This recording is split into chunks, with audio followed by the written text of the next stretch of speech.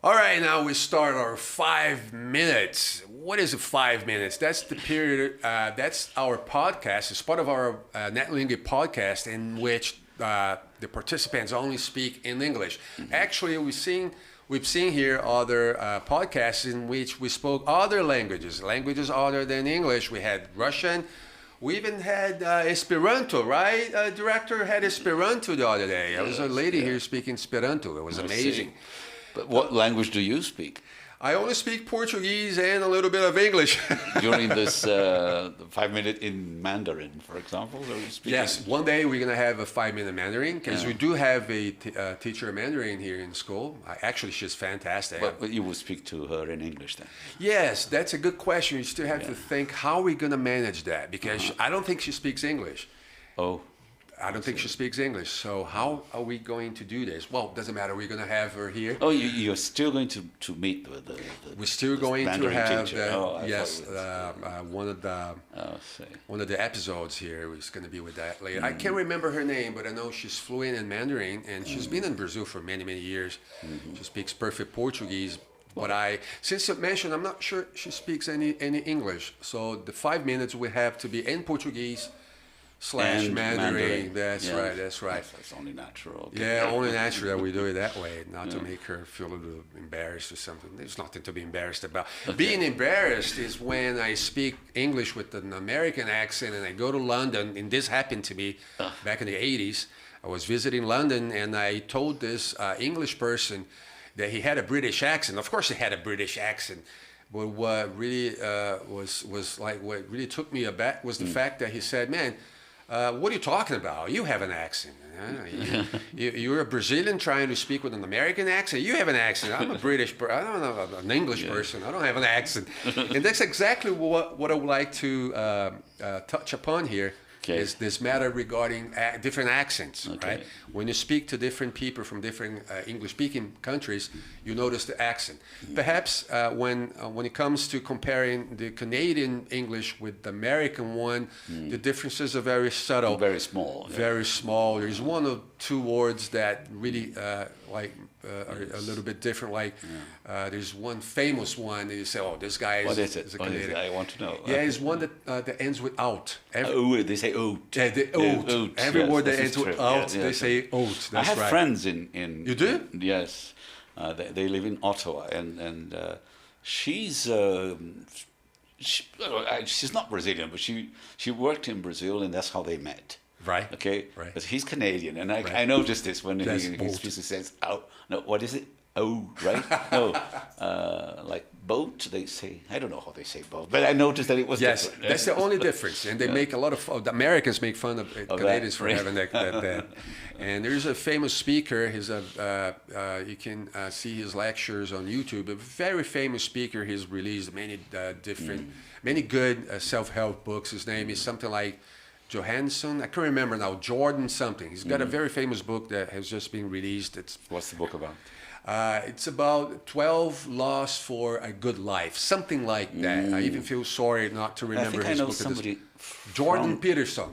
Just remembered. And he's a Canadian guy, and when he makes his lectures... He speaks about. This is about that. It's so funny because he's very intelligent and he's got a lot to say, but when he says a boat... They can't say anything, because anybody who says that aluminum is... No, they say aluminium. They say aluminum. Yes, come on, give me a break, right? They distort everything. So who are they to say that? They can't say anything. They can't say anything. They can't criticize anyone. But anyway, there are differences. There are differences. Yes. And I remember just being embarrassed by that comment I made. But that was when I was starting to learn English, and it was a very good lesson I learned in my life. But tell me, you told me we're just having coffee outside just a little bit before we came in this beautiful podcast. You're saying that you hate the American accent. Yeah, hate is a very strong word. It's a very strong word. You don't hate I dislike it. You just dislike it.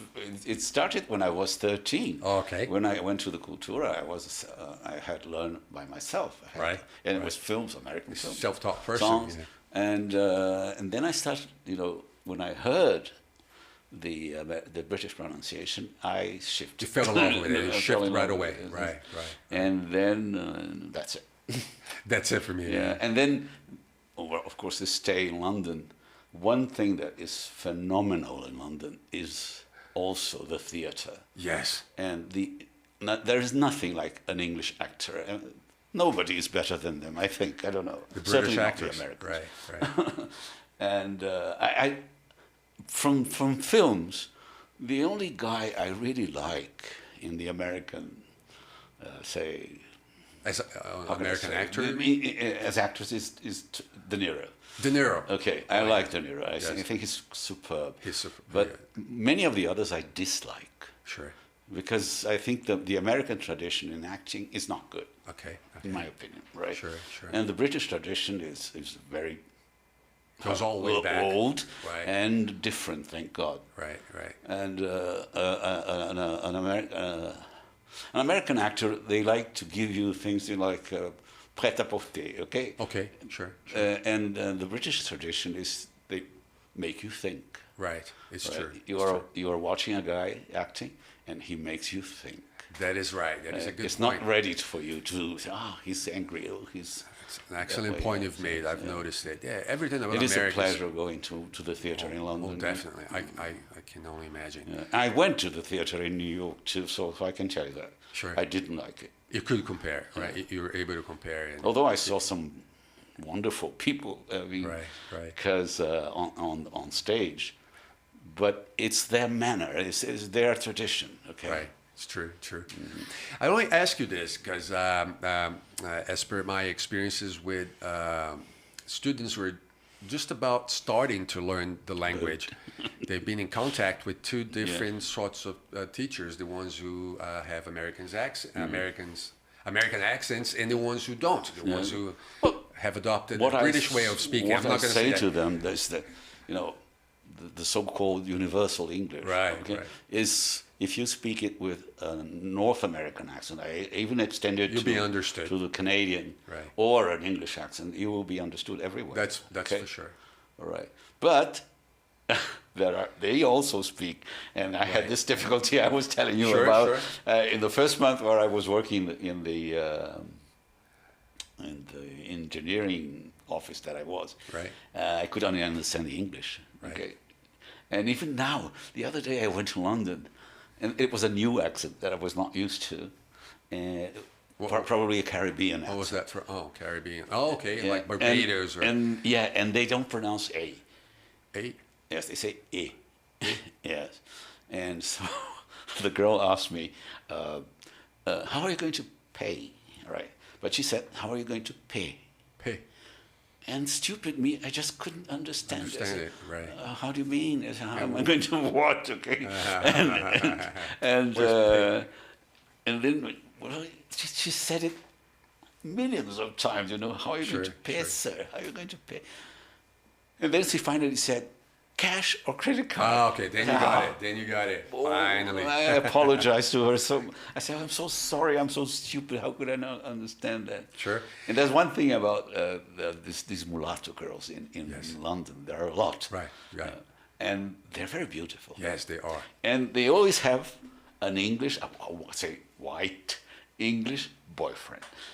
That is right. Very, very jealous. Don't talk to my girlfriend. Isn't that so? It was the case there.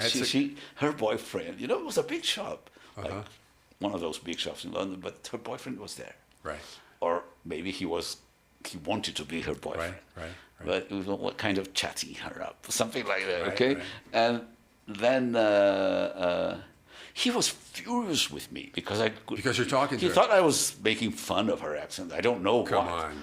But he was furious. I almost got beaten up. Well, but that was you guys are in the middle of a commercial transaction. There's nothing like you're not talking to her, but you're flirting with her. But anyway, I think they're very jealous. But you got jealous anyway. Yeah, they're jealous of her contact with me. Oh, Okay? I see. Because she was talking to me. She went, right. She didn't She was trying to tell. To be nice. She was being nice. She's giving you a little bit more attention than usual, right? And than I deserved, according to him. Yeah, that's right. Yeah, deserve too much. Yeah, that's great. And so students usually ask me, what is the difference, teacher, between the accents? And I say, well, then I there are so many, nowadays, there are so many videos on YouTube in which you have a sort of all kinds. This is very good. Yeah, this is very good. Yeah. I usually show my students. The other day I saw one in which there were 3 people being interviewed, and each one had a different accent. They happened to be from different places. Yeah. There was a Canadian, an Australian, a guy from a girl from America, and this guy from New Zealand, if I'm not mistaken. Of course, the New Zealand one and the Australian ones, you could barely tell the difference. Yeah. And the Canadian with America is also the same thing. Okay. Despite yes, despite the oath. Right. But it was very interesting. It's very interesting. Even in the British Islands, you see differences in ways. God, there are accents there. The accents, like the Scottish, is much different than the one from Ireland. Welsh, which in its turn is different from the British, the Welsh one, and there was the English one. There was a Welsh engineer there. He was very curious, very pleasant, right. And he wanted to know a lot of Brazil and etc. Oh, is that And I had to be, sorry, could you say that again? Sure, sure. Okay, it was fun. But it was a little bit unpleasant, but he didn't care. Right. Okay. And in time I could understand. They're used to that, sure. I guess they must be used to that kind of. Yeah. But what I say to my students is, look, the two English, the North American, or the 2 kinds of pronunciation, right? Is they are understood anywhere in the world. So sure. Even doesn't matter. Yeah. But an American once I went to visit the Canterbury what? Abbey. Right. Okay. Right. And it's near London, but it's in the middle of the countryside. Right. And when we went there, he was staying in the same house as I was, and we went to Canterbury anyway. And then there was this English woman. She was the guide. And she was really like Oxford and Cambridge, you know? Right. And then, so cool. Yeah. And then she said that William the Conqueror's bones are buried here.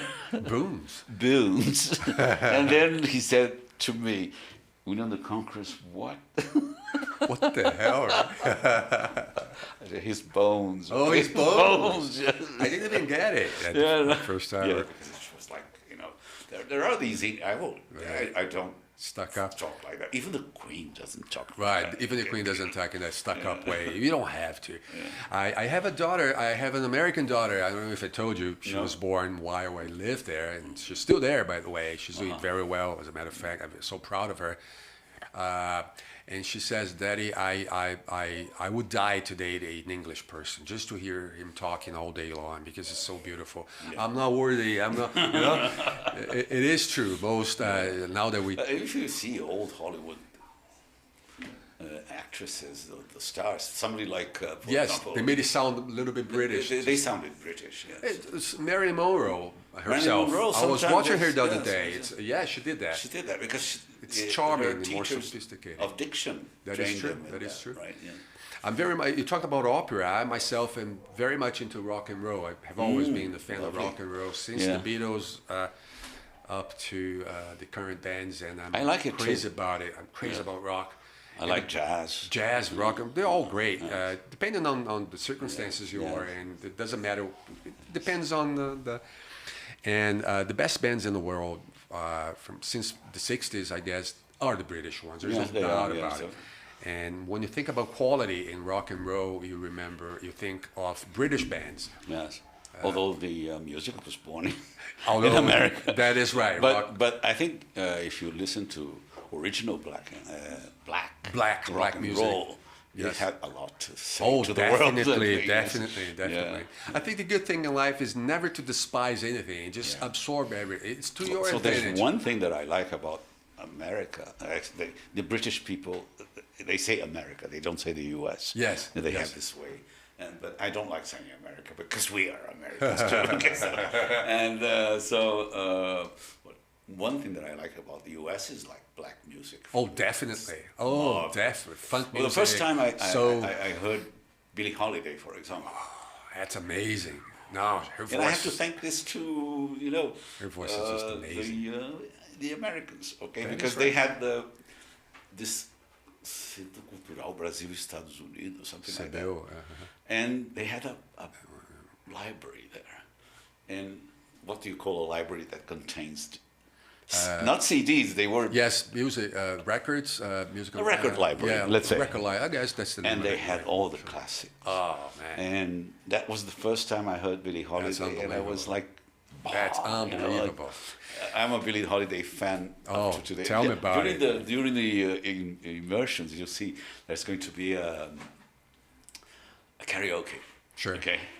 So, and then you hear all that music there, and listen to it. And I say, when I go back to my room, say midnight, teachers can go to their rooms. Right, right. Because the students go crazy about it, and they stay on. Fantastic. We have to work the next day. Sure, sure. So, and some teachers stay, so the people who like singing. Sure, sure. I love listening, but I'm a terrible singer. You're a terrible singer. So am I. So I say, all that music that I heard, I'm going to listen to some Billie Holiday here too. Oh, and there are so many as beautiful an antidote. As an antidote to all that crap.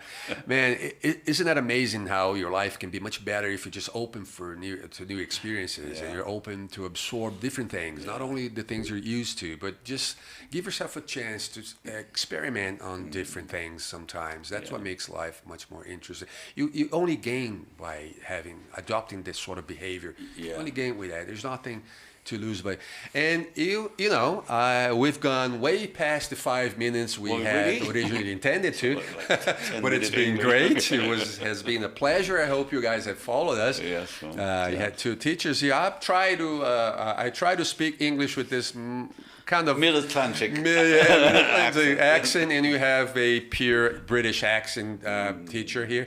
And I hope it has been such a great experience to you guys as it has been to me. At least I hope you have felt the same way as well. Big pleasure to meet you. This is excellent. Great. Very nice being with you, my friend. Oh, is it the way with the pandemic? Or we don't know what to do, right? Yes, you never know. Great. Thanks very much for your presence here in our show. Thank you. It's been great. Thank you very much. Okay.